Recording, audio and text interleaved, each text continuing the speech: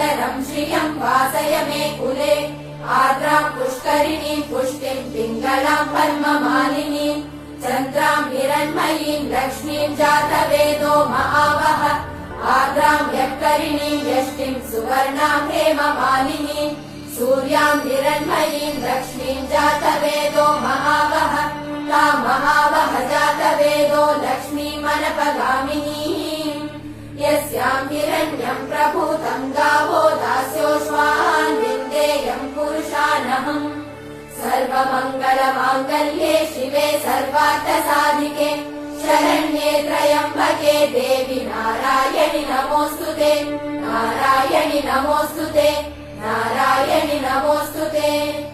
ॐ महादेव्यै च विद्महे विष्णुपत्न्यै